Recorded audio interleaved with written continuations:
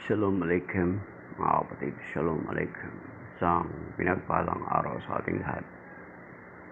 Isang pinagpalang araw ng Martes.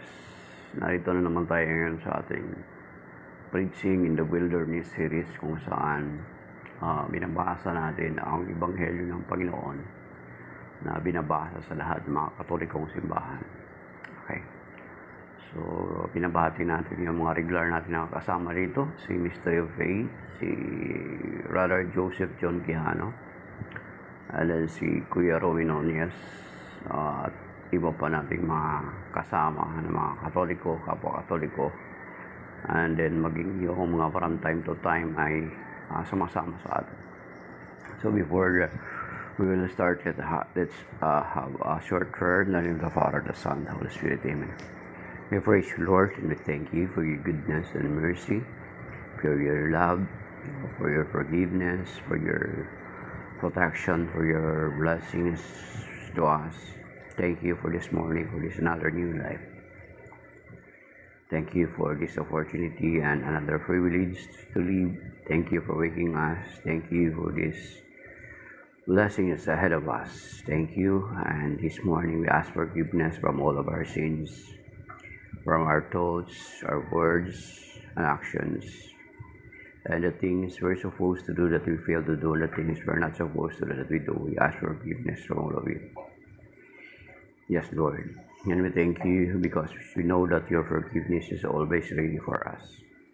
And today we entrust you this day, including all our loved ones, all our possessions, protect us and cover us with your most precious blood. And we entrust you this day as we study and contemplate your word. Bless us today, protect us from all dangers, from any temptation, save us from any sickness, and deliver us from any evil intentions, deliver us from any accidents or harms. Protect us and cover us with your most precious blood. In Jesus' name. And we are claiming also your word in 2 Corinthians chapter 10, verse 4 to 5, that your word that says our weapon of our battle are not of flesh, but are enormously capable of destroying fortresses and every pretension raising itself against the knowledge of God. Yes, Lord, we entrust you and we bring back to you the glory, honor, and praise. In Jesus' name, with the Holy Spirit that reigns with you forever and ever. Amen. Then in the Father, the Son, the Holy Spirit. Amen. Shalom, mga kapatid. Okay, ang background natin ngayon is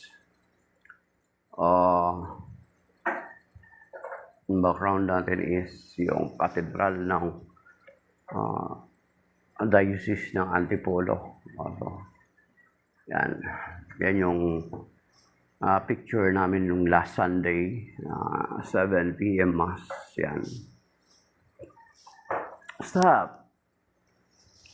No. Okay. So, basahin na po natin ngayon ang Ebanghelyo, mga kapatid. The Gospel of the Lord is taken from the Gospel according to St. John chapter 6, verses 30 to 35. Glory to you, Lord.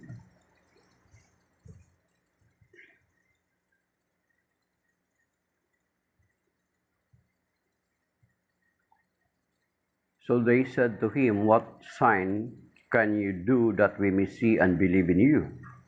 What can you do? Our ancestors ate manna in the desert, as it is written, He gave them bread from heaven to eat." So Jesus said to them, "Amen, amen, I say to you, it was not Moses who gave the bread from heaven. My Father gives you the true bread from heaven. For the bread of God is that which comes down from heaven and gives life to the world." So they said to him, "Sir, give us this bread always." Jesus said to them, "I am the bread of life. Whoever comes to me will never hunger, and whoever believes in me will never thirst." The Gospel of the Lord. Praise to you, Lord Jesus Christ. So,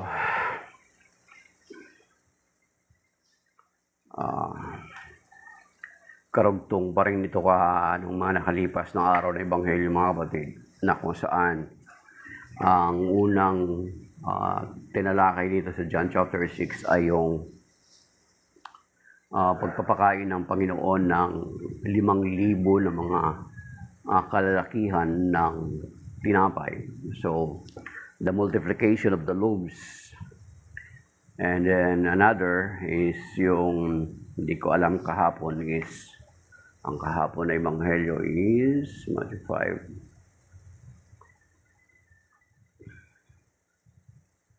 So, tayo broadcast kahapon. Tuesday. Kahapon is John chapter 6.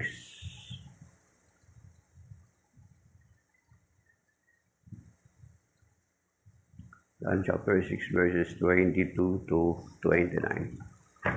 So, ngayon, ang pinag-uusapan is patungkol sa Panginoon na nagpapakilala na siya unti-unti. Kasi mahaba po itong John chapter 6, mga kapatid. May mystery of faith. Makikita natin itong John chapter 6 ay mahaba. At yung una niyang ginawa dito sa first part ng John chapter 6, yung pagpapakain niya ng 5,000 ay isang, kumbaga sa introductory actions for the people, for them to believe in Him sa mga greater pa niya na mga revelations. So, lumakad dito, nagpakain siya ng 5,000, lumakad siya sa ibabaw ng tubig, and then,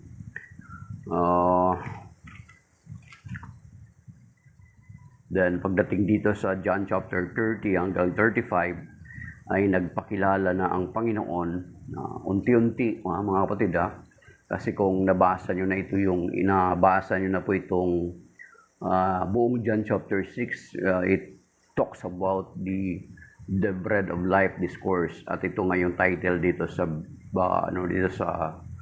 sa taas sa John chapter sa verse 22. Ang title niya, The Bread of Life Discourse, kung saan ito sa verse 30, tinanong siya ng mga tao kung ano yung mga palatandaan. What sign can you do that we may see and believe in you? What can you do? Sabi nila. And then sa verse 31, our ancestors ate manna in the desert, as it is written, He gave them bread from heaven to eat. So sa verse 32, so Jesus said to them, Amen, amen, I say to you, it was not Moses who gave the bread from heaven. My Father gives you the true bread from heaven. For the bread of God is that which comes down from heaven and gives life to the world. Yan, mga kapatid.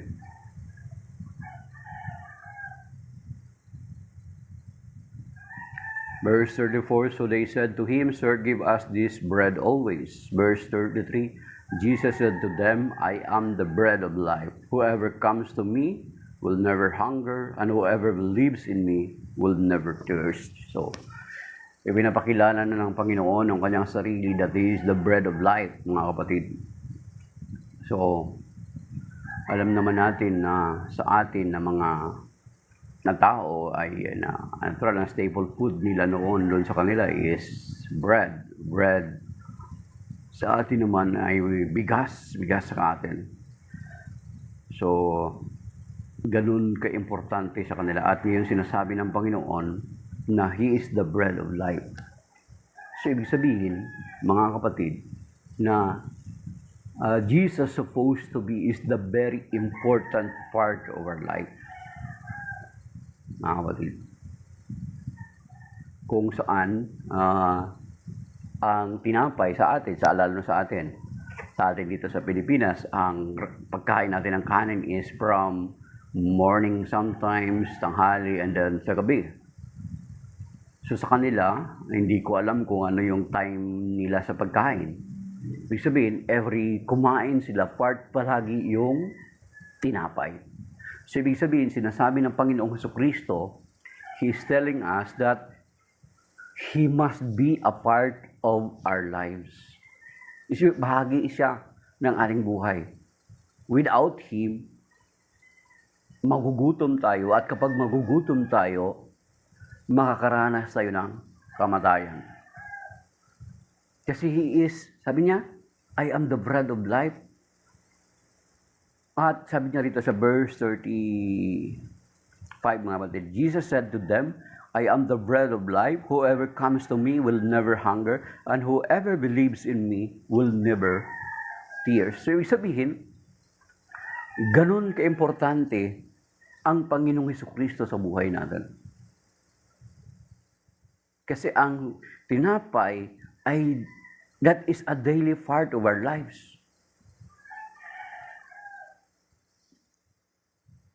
And then sabi niya, will never thirst. Ibig sabihin, hindi mauuhaw. Ibig sabihin, ganun. Ibig sabihin, sinasabi niya, He is so important in our lives, mga kapatid. Dapat ganun yung, ganun ang Panginoong Hesukristo sa buhay natin. Ibig sabihin, He is very essential. Siya yung napakahalaga sa buhay natin. Kaya nga, kung babasahin natin yung sa John chapter 15, makikita din natin doon na sinasabi niya, I am the vine, you are the branches. Apart from me, you can do nothing. Ibig sabihin dapat, mga kapatid, ang Panginoong Jesucristo ay napakahalaga sa ating buhay. Dapat, ibig sabihin, everyday, hindi siya dapat nawawala sa ating buhay. Kasama siya palagi sa ating buhay. Mga kapatid. And then the other week, yata yun, na-discuss din natin yung tinatawag natin, sinasabi natin na Jesus is the great I am. Di ba? Jesus is the great I am. Dito nagpakilala siya, sabi niya, I am the bread that comes down from heaven. Okay, sabi niyo, verse 35, Jesus said to them, I am the bread of life. Ako ang tinapay ng buhay. He is the bread of life. Ibig sabihin, ganun siya kahalaga sa ating buhay, mga kapatid. And then, makikita natin dito yung comparison, yung sinabi nila, binention nila yung mana, mga kapatid, na kung saan ay bumaba din, coming from God. Kasi kung makikita natin itong background, itong mana, ito yung pag-alis nila sa Egypt at naglakbay sila papunta sa Canaan. They're supposed to arrive in Canaan for just 1 week. Kaya daw po nilang lakarin yun. Pero they wandered through the wilderness for 40 years. At sa kanilang pagala-gala, paikot-ikot sa ilang bago sila pumasok sa Canaan, ay nakaranas sila ng pagreklamo kay Moses. Nakaranas sila ng pagreklamo kay Moses. Sabi niya, inalis mo ba kami sa Egypt para patayin sa gutom dito? Di ba? So binigyan sila ng mana. Every morning, may pinupulot sila na tinatawag na mana. Actually, yung mana, ang kahulugan daw niyan is, ang kahulugan daw ng mana is tinatawag na what is it? Mana. What is it? Yun, kahulugan. And then, pinapadalan sila ng pugo. So, then the Lord Jesus Christ, sabi niya, I am the bread of life. I am the bread that comes down from heaven. Ibig sabihin, ayun na nga sinasabi natin din nung nakalipas na araw, kasi may mga nakakausap tayo ng mga member ng mga sekta na hindi kumikilala sa Panginoon, na galing sa Diyos, nagkatawang tao siya, Diyos siya. Ibig sabihin, makikita natin na sinasabi ng Panginoon, He comes down from heaven. Hindi siya dito lang sa lupa. Kasi nagkatawang tao nga siya, hindi siya taga-lupa. Kaya nga, nung nakalipas din araw, sinabi din natin sa John chapter 3, verse 13, at saka sa John chapter 3, verse 31, ay sinasabi niya, He comes down from heaven. Walang makakakyat sa langit, kundi yaong bumaba mula sa langit. Kasi they are comparing na si Moses ang nagbigay daw sa kanila ng mana. Pero sinasabi ng Panginoon dito, sabi niya, it was not Moses who gave you the mana. but it is the Father that gives you the manna. Then here comes, sinasabi ng Panginoon, I am the bread of life. I am the bread that comes down from heaven. So, umpisa na ito mga kapatid, na dito ipinapakita ng Panginoon that He is very essential sa ating mga buhay. Kasi without bread, magugutom tayo. Without water, magugutom tayo. So, ibig sabihin, ang Panginoong Jesucristo dapat pala ay hindi tayo humihiwalay sa Kanya at hindi natin siya inihiwalay sa ating mga buhay. Kasi, He is the bread of life. Kung hindi ka makakain ng tinapay or hindi ka makakain ng bigas, wala kang ibang kinakain, kundi yun lang. Di ba, magugutom ka, then later on, mamamayat ka, mawala yung, yung pangailangan ng katawan mo, wala. Mauuhaw ka. So later on, mamamatay ka. Kaya related yung sinasabi niya doon sa John chapter 15, verse 5. I am the vine, you are the branches. Apart from me, you can do nothing. Kasi di ba kapag ang sanga, maputol ang sanga sa puno, kalaunan yung sanga na yun ay mamamatay. The same with us, mga kapatid. So ganun kahalaga dapat ang Panginoon Jesucristo sa ating buhay. Na ibig sabihin, parang sinasabi ng Panginoon, you're supposed not to be separated from me. Di ba? Because He is the great I am. Di ba? Nung sabi niya, I am the way. I am the truth. I am the life. Di ba? I am the way, the truth, and the life. John chapter 14, verse 6. Then, pagdating dun sa John chapter 11, verse 25, sabi niya, I am the resurrection and the life. Then, dito sa John chapter 6, pinapakilala niya that He is the bread of life. Of course, hindi na natin muna idiretso doon sa pinaka hanggang discussion natin, palalimin kasi sigurado this chapter, itong buong chapter na ito ay di-discuss to araw-araw, mga kapatid. So, ang gusto natin bigyan diin, mga kapatid, huwag na natin palalimin about the bread of life discourse. At least, the Lord Jesus Christ is now introducing Himself. So kung aaralin natin ng araw-araw ito, makikita natin unti-unti hanggang sa later part that this chapter is very related to our Catholic faith.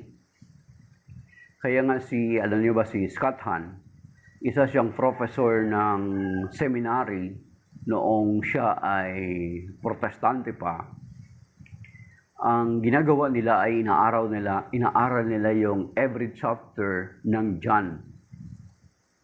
Pero pagdating sa gospel, sa chapter 6, mga kapatid, he dropped his class and resigned in that school.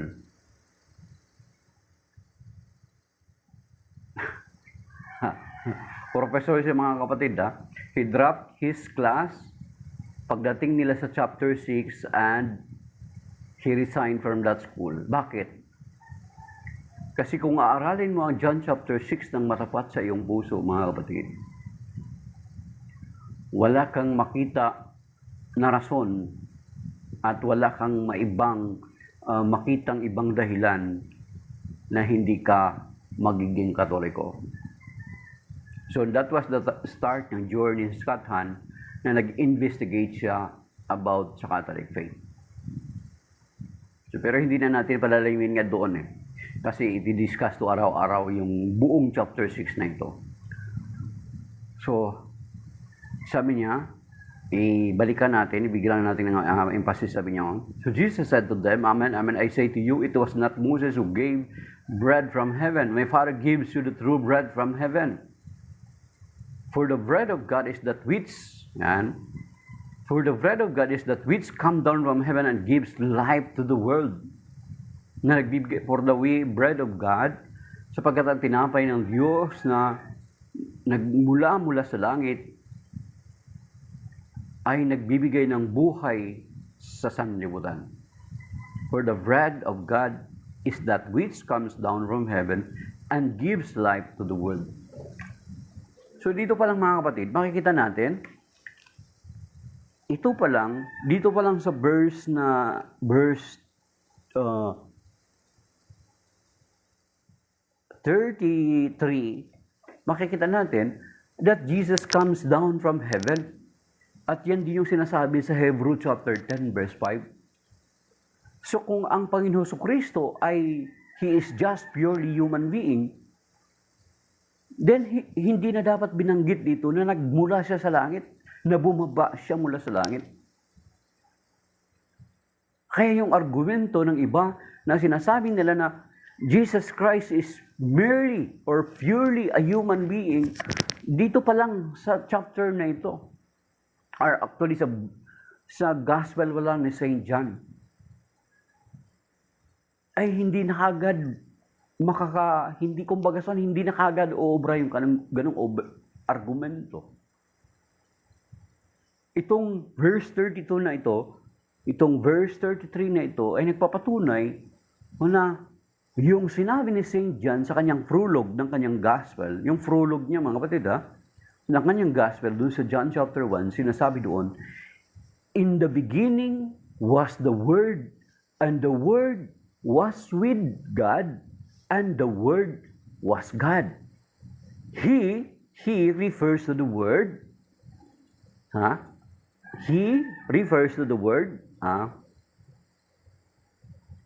Yung he na yun refers to the Word. He was with God in the beginning. And without Him refers the same doon sa Word. And without Him, nothing is created. Ulitin natin na in the beginning was the Word, and the Word was with God, and the Word was God. He was with God in the beginning. And without Him, nothing is created. Yung He na yun at saka yung Him na yun refers to the Word, which refers to our Lord Jesus Christ. Bakit? Kasi pagdating doon sa John chapter 1 verse 14, sinasabi niya, and the Word became flesh and dwelt among us. And dwelt among us. So, nanirahan sa piling natin. Ibig sabihin, ang John chapter 1 na ito, at saka specifically yung verse 14 na ito, is katuparan ng messianic prophecy. Ng messianic prophet na si Isaiah. Sa Isaiah chapter 7 verse 14, a virgin shall conceive a child, and thou shalt call his name Emmanuel. Emmanuel, which means God with us. Bakit God with us? Kasi nga, nagkatawang tao siya. Namuhay siya sa pilit natin. John chapter 1 verse 14. And the Word became flesh and dwelt among us. Yun pala yun. Kaya pala tinawag na Emmanuel. Because God with us, kasama natin ang Diyos. And then, sinuportahan inulit-uli yan ni St. John sa John chapter 3 verse 13. Walang makakaakyat sa langit ang hindi mo na bumaba mula sa langit. So kung He is purely human being, hindi siya galing sa langit, dito lang siya sa lupa. John chapter 3 verse 13 at saka 31, inulit yan mga kapatid. John chapter 3 verse 13 at saka John chapter 1. John chapter 3 verse 31. He came down from heaven. Di ba? That is why ang ating profession sa ating pananampalataya mga kapatid, I believe in God, the Father Almighty, Creator of heaven and earth. I believe in Jesus Christ, His only Son, our Lord, who was conceived with the Holy Spirit and born of the Virgin Mary. Yan yung profession of faith natin. Kaya nga itong John chapter 1 verse 1 to 3 and saka verse 14 ay sinusuportahan ulit, pinagtitibay ni St. John doon sa mga succeeding chapters niya na sinulat, sa mga succeeding sulat niya. Yung John chapter 3 verse 13, ano sinasabi? Balikan natin mga kapatid Kasi ayaw nating palalimin masyado yung bread of life kasi i-discuss pa yan ng deeper lately sa bandang huli. Sa John chapter 3 verse 13, mga kapatid, no one has gone up to heaven except the one who has come down from heaven, the Son of Man. The Son of Man. Ang title na ito ay tumutukoy sa ating Panginoon Kristo. Siya yung tinutukoy niya. Walang makaakyat sa Ama, maliban na siya ring bumaba.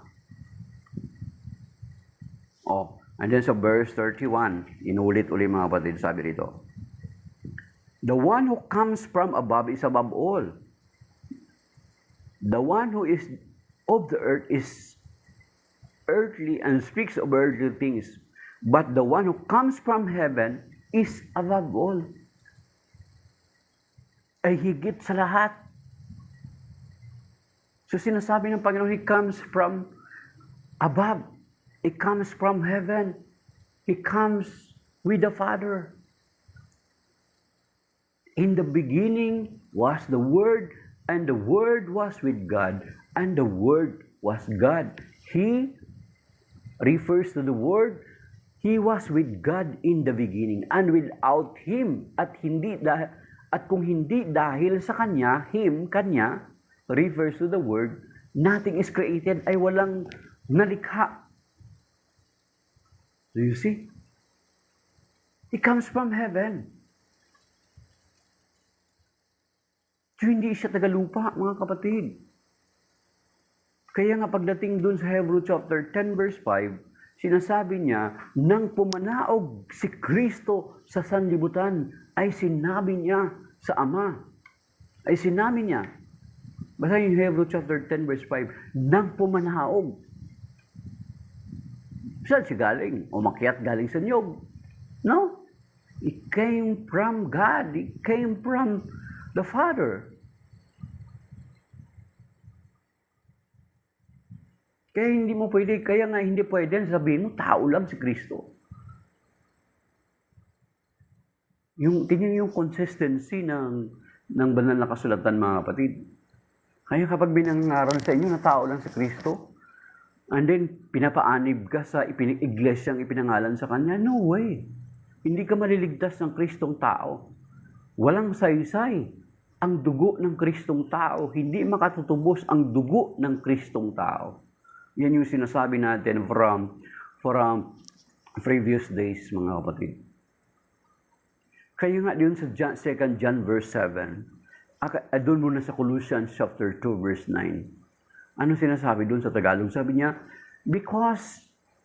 sapagkat ang buong kalikasan ng Diyos ay na kay Kristo kahit siya ay naging tao.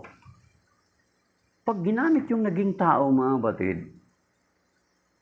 pag sinabing naging tao, ibig sabihin, ang kasunod mo kagad na tanong is, bakit siya naging tao?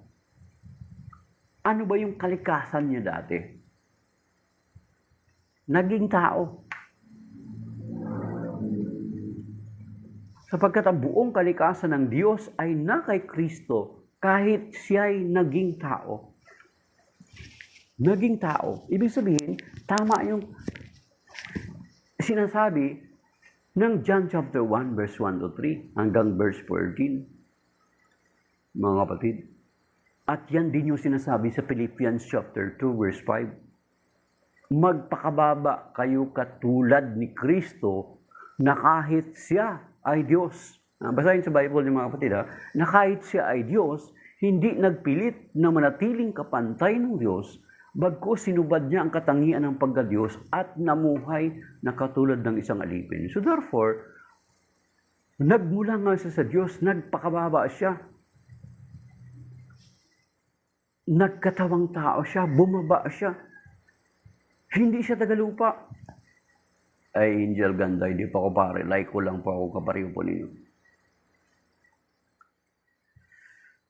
Kung gusto niyo po mapalapit sa Panginoon, try to, kung saan ka malapit na parokya, mag-serve ka sa mga ministry. Kapatid. Like ko lang din po ako, kapwa mo kung like ko. So yun, mga kapatid. Okay.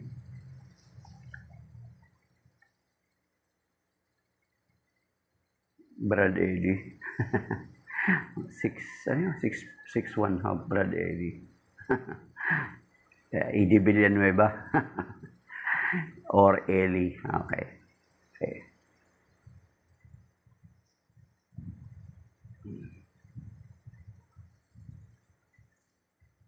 Not, sabi ni Mel Mitch, what can you say, Leviticus, the old law is it suitable pa ba this still to this day? Kung titingnan natin, we are not anymore bound to it sa atin. Although na may mga kapatid tayo sa ibang sekta katulad ng mga Seventh-day Adventist na nananangan dyan. Pero may sinasabi Saint Paul in Galatians chapter 3 says that if you are still holding on to the law, you are not anymore. Okay, I'll try to read it in Galatians chapter 3. There are some people, or like for example the Seventh-day Adventist, the church founded by Ellen Goldwhite. Okay. Says here in Galatians chapter 3 verse 10, for all who depend on works of the law are under a curse, for it is written, curse be everyone who does not persevere in doing all the things written in the book of law. So if you are sticking on it to the Levitical law, then you are not anymore, you are under curse. Verse 11, Galatians 3:11, and that no one is justified before God by the law is clear, for the one who is righteous by faith will live. But the law does not depend on faith, rather the one who does these things will live by them. Verse 13, Christ ransomed us from the curse of the law by becoming a curse for us, for it is written, cursed be everyone who hangs up on a tree.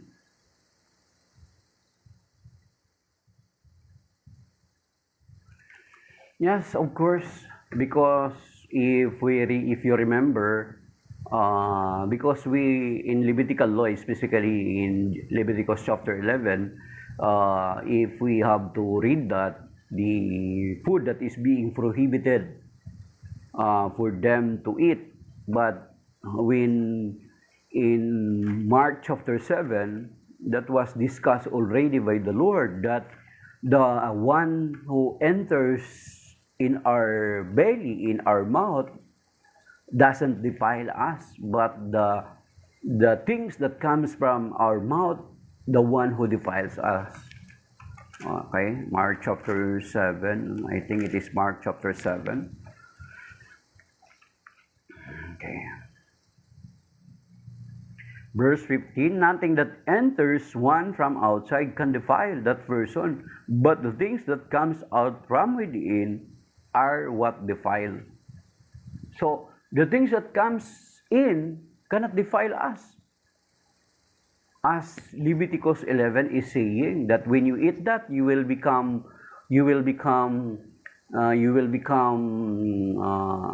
dirty from the eyes of God. But the one that can defile us is the one that comes from us, the word, because it comes from our heart. Okay, Mark chapter 7 verse 15. And verse 17 to 18, when he got home away from the crowd, his disciples questioned him about the parable. He said to them, are even you likewise without understanding? Do you not realize that everything that goes into a person from outside cannot defile? You see? Oh. Hi, good morning, Kuya Romy. Levitical law, of course, the ceremonial law or about the dietary law is not anymore applicable to us Gentiles. So it is for the Jews.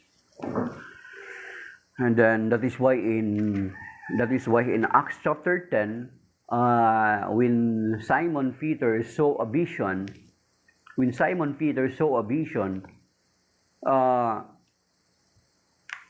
it was shown to him during the time he was hungry. So the Lord told him to eat, to take up those foods and eat.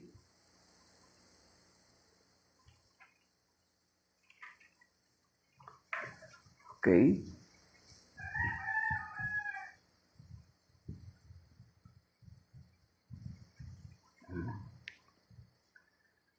Pagdating kasi sa New Testament,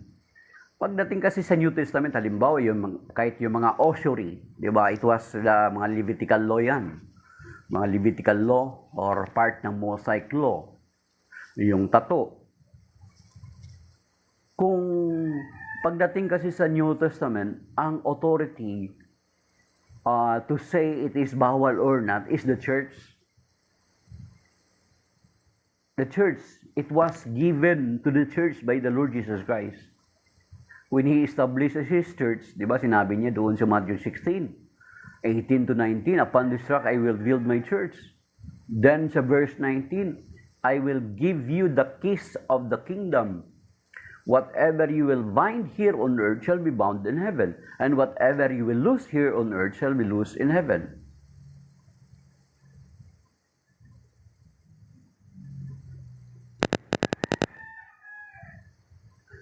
Yan. So the church will determine if it is in the official teachings of the church adopted, if suppose the church is adopted that prohibition of body markings or tattooing, then it is bawal. But we are not anymore bound with the Levitical law. Kaya nga pagdating doon sa Acts chapter 10, di ba? Nabasa naman natin siguro yun yung vision ni San Pedro dito sa Acts chapter 10 verse 9 to the following verses. Sabi niya, do not consider things that are being clean as unclean.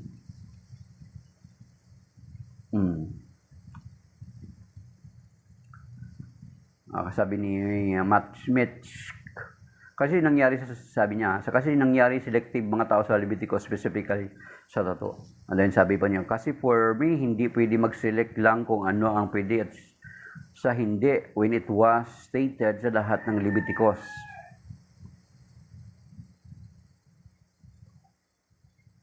So tattoo are okay as long as no demonic meaning.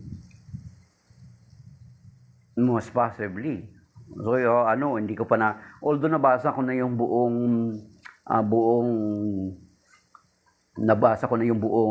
Catechism of the Catholic Church, pero hindi ko nakita kung the Church prohibits sa pagtatato. Kasi tingnan natin lagi ano ba yung purpose ng pagpapatato mo? Di ba? Kasi those are vanities Minsan vanities yan at the same time, natural ang kino-quote ng mga kapatid natin palagi sa pagdating sa bagong tipan, yes. Hindi na natin ina-adapt yung Levitical law or yung Mosaic law kasi it's not applicable for us. It was for the Jews. Pero ang laging sinasabi ng Panginoon, you are the temple of the Holy Spirit. Your body is not your own. Yun yung maging sa moral, pagdating sa moral na aspeto. Your body is not your own. Di ba? Ngayon, your body is not your own. Pahiram lamang yan sa'yo. Ngayon yung sa moral na aspeto your body is not your own. Pahiram lamang yan sa'yo ng Panginoon. So you need to take care of it. We need to take care of it, nourish it, at we are not allowed to destroy it. Yun lang yung pagdating sa moral na aspeto. Yun yung sa pagdating sa bagong tipan kasi we are the temple of the Holy Spirit. So, yung tato, makonsider siya na parang vanity. Parang katulad nung nagpapa-augment ka ng part ng body mo. Di ba? Na ngayon, yun nga Kumbaga san, hiram, di ba? Kaya nga may kanta tayo na hiram sa Diyos, sumikat yung kanta na yan eh. Kasi very powerful yung kanta na yan eh. Totoo naman talaga, hiram sa Diyos yung buhay natin. Hiram, we were being formed by God in the womb of our mother, sa Psalm 139, di ba? Sa Psalm 139, tapos dun sa Psalm 150, sa Psalm 51, na we were being formed by God. We were formed by God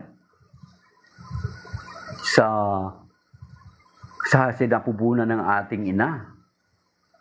So, ibig sabihin, ang buhay natin ay hiram natin sa Kanya. So, kung hiram natin yung buhay natin sa Kanya, so dapat pangalagaan natin yung ating buhay. Yung lahat ng aspeto, physical natin,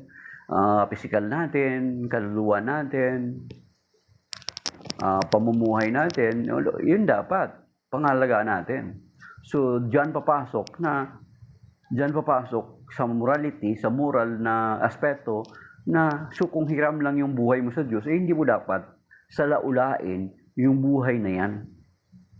Kaya hindi natin binabasurahan, ginagawa ng basura ng yun, makakasama ang tato dyan. Makakasama yung mga bisyo. Since nahiram lang pala ang buhay natin sa Diyos, hindi natin siya pwede salaulain. Kahit sabihin mong hindi na natin i-adopt yung Levitical law, yung Mosaic law. Pero pagdating sa morality, pagdating sa sinasabi natin ganun, hindi natin pwede salaulain. Hindi mo sirain sa bisyo, hindi mo lalagyan ng kung ano-ano. Kasama na yung tato. So, hindi ko lang mabasa ulit eh. Although nabasa ko na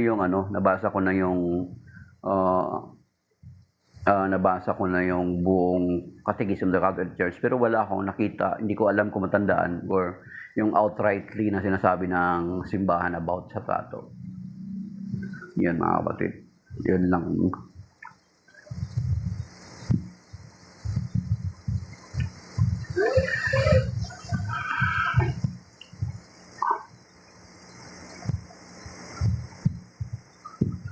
So yun lang nga, yung side lang walang kahit yung usury, yung patungkol sa mga usury na yun.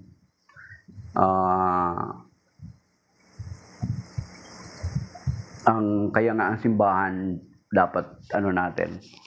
Siguro na lang, tanungin mo na rin siguro yung yung mas magagaling diyan. Although yung kapag ang tato mo naman may mga demonic meaning, may tendency na pag balang araw ay magkakaroon ka ng harassment ng demonyo.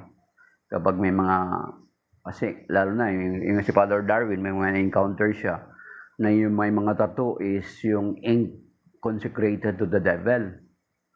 So, yung ink na yon consecrated to the devil, nakaranas siya ng harassment hanggang sa bandang huli nga na-possess yung tao na yon.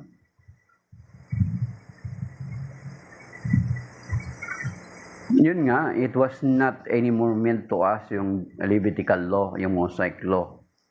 Pero pagdating sa tato, ang magiging discussion nga dyan is, ang magiging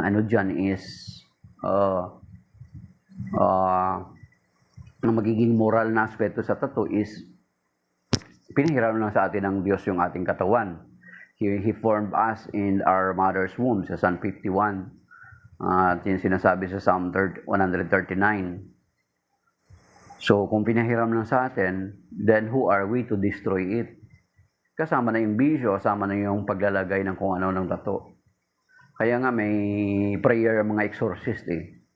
May mga prayer ng exorcist na yung decommissioning of tato. May prayer yung decommissioning of tato. Kasi lalo na kung yung tato mo, may mga symbolic yan. May mga iba-ibang meaning.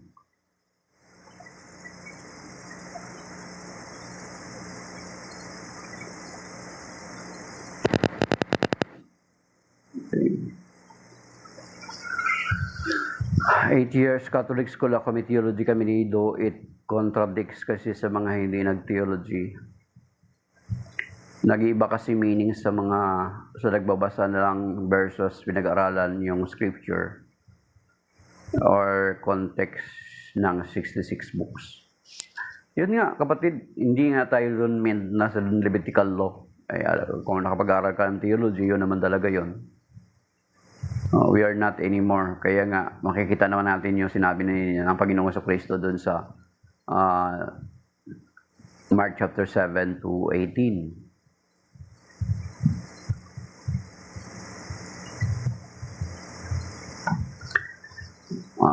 Ang Bible ng Protestante 66. Sa atin sa Catholic Church, our Bible is 73. So, tinanggal ng Protestant yung 7.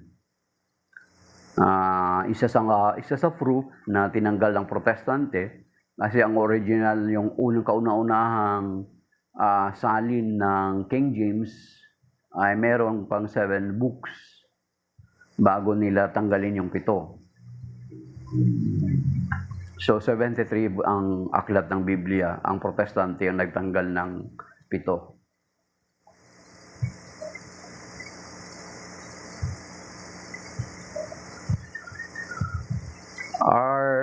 Isa lang ang Bible. Iba-iba lang yung salin. We have 73 books. Catholic Bible, 73 books, not 66. Pag 66 lang yung Bible mo, yung book sa Bible mo, ibig sabihin, ay Protestant Bible yan. Inalis nila yung 7 aklat. But sa katotohanan, ng original na King James Version that was printed in 1611 ay may 7 books pa. Later on, na mga limbag nila ng King James ay wala na. Pero sa original meron. Ibig sabihin, patunay lamang na ang mga Protestante ang nagbawas ng aklat sa Biblia and not as Catholic. Kaya nga nung nagkaroon ng Council of Trent doon sa Council of Trent, doon sa 1546 ba yun, sa Council of Trent, ni-reaffirm, okay? Ni-reaffirm ng simbahan that the Bible is 66 books, 73 books, not 66. Okay.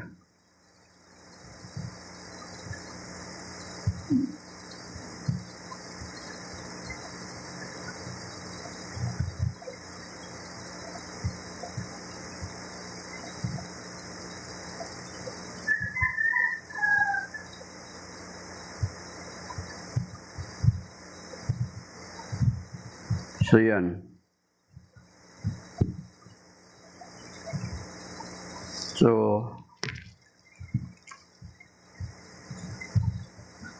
ayun, sa Council of Trent nga, ni-reaffirm kaya nagkaroon ng Council of Trent noong 1546, ni-reaffirm ng Council of Trent na 73 talaga yung aklat ng Biblia. Kasi nilabanan nila yung kinwestiyon ni Martin Luther noong 1517. So, yun. Kaya nilabanan nila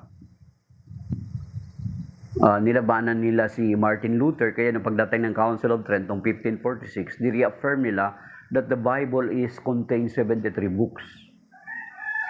And then, 46 in the Old and 27 in the New. So, yun. So, 73,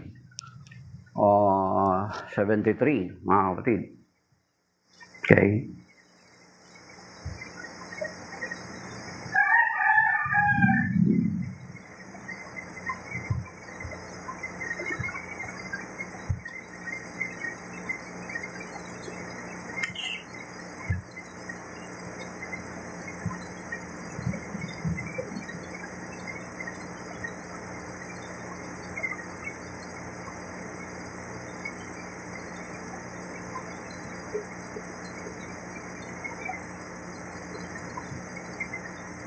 Yan.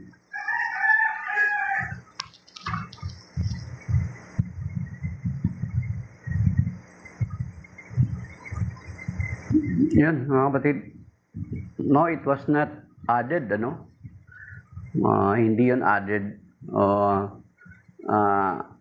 Talagang yun. Na 73 yung Bible. They subtracted it of 7 books. So, kaya nga, Nakakatakot yun kapag ang Bible mo 66. Okay? Kung sabi ni Pussy Destroyer, why did they remove the others? Of course, Pussy Destroyer, makikita natin yung sa Maccabees pa lang. Alam mo naman sila, kontra yun sa kanilang doktrina, yung ipanalangin pa yung mga patay. O, di ba? Andun nakalagay sa 2 Maccabees, chapter 12, di ba? Nakalagay doon. So, natural, tanggalin nila yun. Yung intercession of the saints. Na kailangan nila tanggalin yun. Kasi, bere mo doon sa 2 bit 12:12, napakalinaw, the angels and saints are interceding for us. O, di ba? Pero kahit tinanggal nila yun, makikita pa rin natin doon sa aklat ni Daniel na nung nanalangin si Daniel ay dumating si San Miguel Arcangel para tulungan siya. So makikita natin yung intercession of the angels and the saints. So kinakailangan talaga tanggalin ni ng mga protestante ito, mga kapatid. Okay?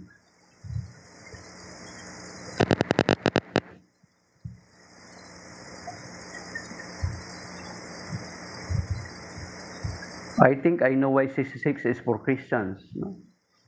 Catholics are Christians. Ang authority to determine, sabi ni ano yan, ang pangalan mo? Mick. I think I know why 66 is for Christians, not Catholic, when it got reconciled. The church has the authority. At since the church has the authority, coming from the apostles, we have the line of succession unbroken. There is an unbroken line of authority. It is like an electrical wire that the dunamis coming from Jesus Christ passed down to the apostles, and we are connected to that. Apart from, if your authority is apart from it, then saan ang gagaling yung authority mo, yung power mo? Di ba?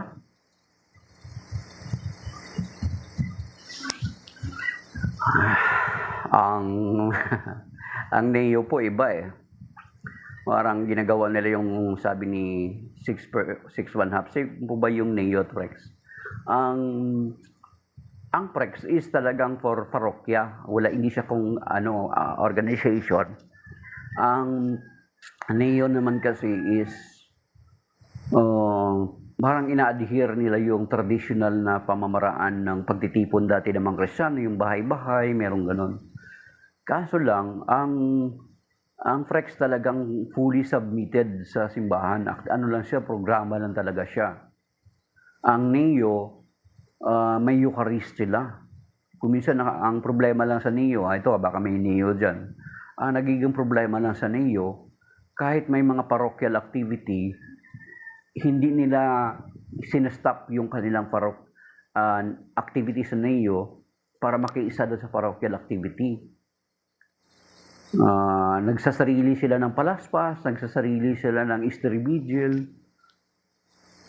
ganon. Kahit may parochial activity, nakikipagsabayan sila, which is I think is not good. Ang Prex ay lang siya talaga, programa lang talaga siya, na pinagsasama-sama na yung lahat ng mga ministry. Ang Prex ay napagsama-sama na yung lahat ng ministry sa parokya. Yun yung 6.1/2. Make.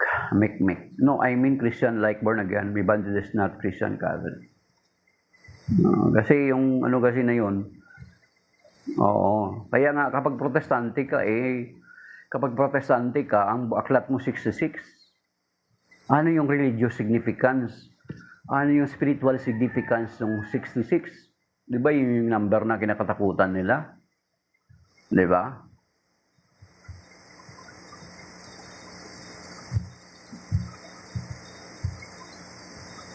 Future sacristan here. Nag-aantay pa lang ako call ng parokya. Pero ang sama ng pangalan mo, Pussy Destroyer. Sana palitan mo yan. Yung Pussy Destroyer, palitan mo yan. Kasi magsasakristan ka pala eh. Alam mo ba yung mga sakristan namin dito sa parokya? All of them were suspended 3 months. Isa lang nagkamali. Isa lang nagkamali Alam mo kung bakit? Dati minasuspended na, minatanggal din. Doon, gumawa ng video doon sa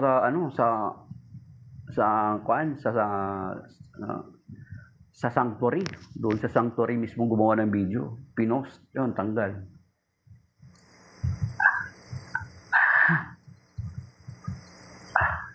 Tanggal siya tapos yung bago naman ngayon. Pero although napag-usapan na, ma-reconsider kasi isa lang naman daw nagkasala eh. Sinipa daw yung pinto ng sacristy doon sa kabila. Kasi dalawa yung sacristy namin eh. Sinipa daw yun. Suspended sila. Pero na-reconsider yata. Nagkakaroon ng amendment yung nangyari. So, pinatawag sila, nagkaroon sila ng formation. So, parang pinapunta rin yung mga magulang. I-reconsider yata. So, yan. Isa pa, may bago ngayon po si Destroyer. Napanood mo yung si H. Joey? Yung si H. Joey, yung bago yan. Yung dati siyang from birth, ay 1 year pa lang siyang Catholic from birth until niya 30s niya is Jehovah's Witnesses. So, nung nagkaroon siya kasi logical siya, nagkaroon siya ng question. Nagkaroon siya ng question sa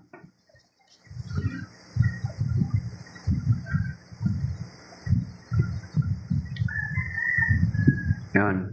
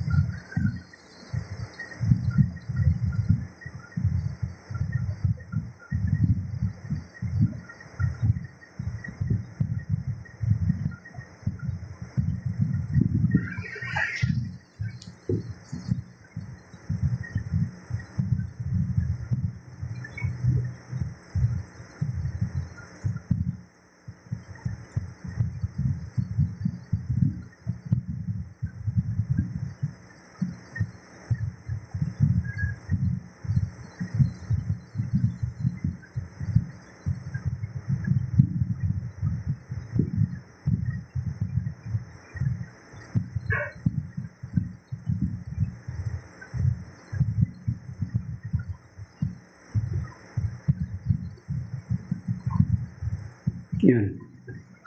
Okay. So yun.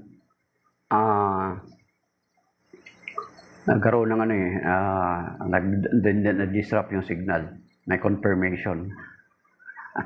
So yun yung sinasabi natin mga kapatid. Na yung si Joey na yun, yung merong, ito para kay Pussy Destroyer.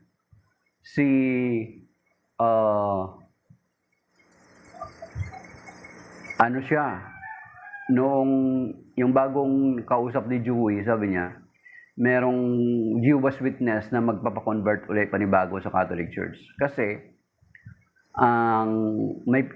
nag-umpisa daw yun nung may pinangaralan siyang sakristan.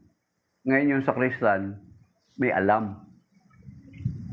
Tinanong daw siya ng sakristan, sabi niya, alam mo ba kung paano ang nabuo ang Biblia? Sino ang nagligay ng chapters, sino ang naglagay ng verse. So yung Jehovah's Witness na yon na pinangaralan niya yung sakristan ay nag-research ngayon yung Jehovah, na-challenge siya dun sa sinabi ng sakristan. So sana ganun ka, Destroyer. Sama ng pangalan mo, palitan mo yan bro. Hindi ka, kapag ma-identify kita, isusumbong kita sa parokya, na-applyan mo para hindi ka matanggap. Okay, so yun. Ayun. Because of that sakristan na may alam, ay naging dahilan para nag-decide na mag-convert sa Catholic Church yung Jehovah's Witness na yon na pinangaralan niya sa Kristan. Bumaliktad yung table. So siya yung nangaral, siya yung pangaralan. At the same time, na-challenge siya, nag-research siya, that then it end up that he decided to go back or to be converted to the Catholic Church. Bago yun ngayon. Kuya Romy, nakita mo yun? I-share mo kay Destroyer yung bagong Jehovah's Witness na magko-convert. Yun. So, basta palitan mo yung pangalan mo. So, ibig sabihin, maganda yung may alam.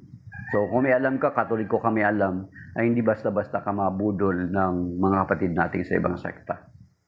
So, yan. So, maybe that is by now, mga kapatid, ang pinag-usapan natin, umaba lang ng umaba, kasi yung may tanong si Mikmik about dun sa Levitical law, yung sa Leviticus chapter, yung mga Levitical restriction. Ipag-pray natin siya. Sana bumalik siya ng, kasi nag-aaral daw siya, nakapag-aaral pa siya ng theology. So sana talagang maging tapat siya ulit sa Panginoon. So maybe that is by now, mga kapatid. Ano po yung pinagkaiba ng Orthodox sa Roman Catholic? Kaka-convert ko lang. Okay? So, dito sa amin, Destroyer, merong apat na yung alam ko dito ng mga ink na na-convert. Merong na-convert na isa dahilan doon sa debate ni Ramel Parba at saka ni Father Darwin. Talagang, handog siya from childhood niya. Bata siya. Nung pagdating sa kalagitnaan ng debate, naliwanagan siya.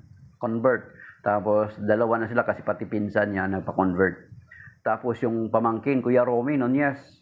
Yung pamangkin nung parish secretary natin, na mga ink, nagpa-convert din, sabay din sila, dalawa nagpa-convert. So, yun. Welcome back. Welcome back ba? Or talagang dati kang handog? Yan.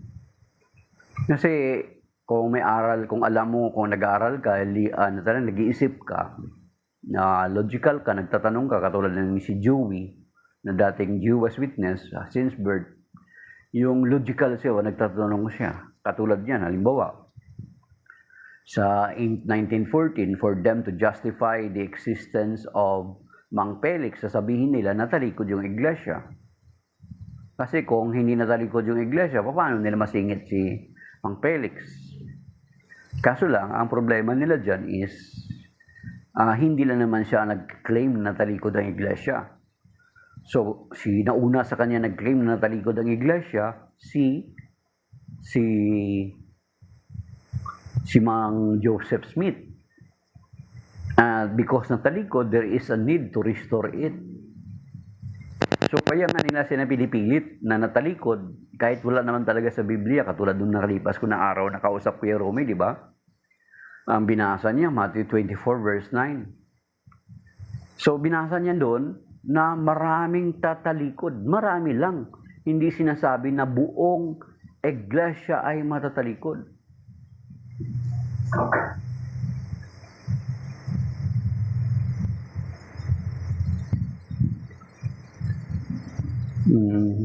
Si Boy Litra, may YouTube channel yun eh. So yun. Nakalagay doon, di ba? So wala talagang pagtalikod. Kasi kung bigyan natin ng pagtalikod, bigyan natin ng tsansa or bigyan natin ng possibility na magkaroon ng pagtalikod, lalabag naman siya, kukontra naman siya doon sa sinasabi sa prophecy na sa Daniel chapter 2 verse 44 na sinasabi doon na God will set up a kingdom that shall never be destroyed. Kaya nga pagdating ng New Testament sa Matthew chapter 16, sinasabi doon sa Matthew chapter 16, sabi niya, upon this rock I will build my church. 6-1/2 pala, ano pagkakaiba ng Orthodox at saka Catholic? Tanong mo na lang kay Meta. Isasagot sa'yo ni Meta. Detail niya. Although pagkakaiba nila, hindi nila kinikilala yung Pope natin.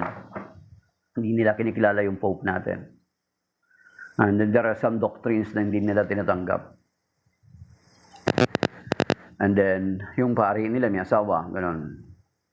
Yan. Yun yung mga differences. Pero, to have a detail, search mo, tanong mo si Meta, AI Meta, isagutin niya. Masipag din sumagot si Meta eh.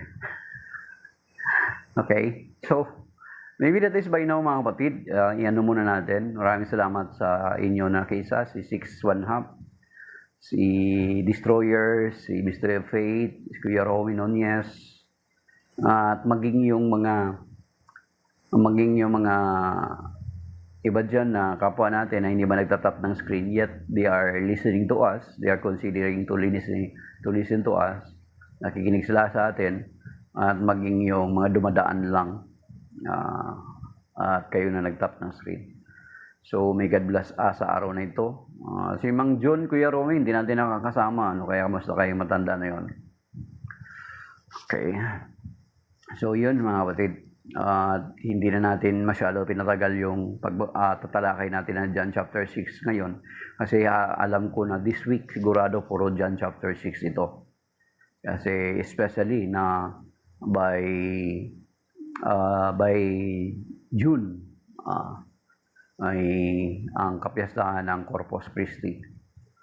So maybe that is by now mga kapatid. Maraming salamat sa mga nag-likes, mga nag-follow, sa nakaisa natin sa dito ngayon.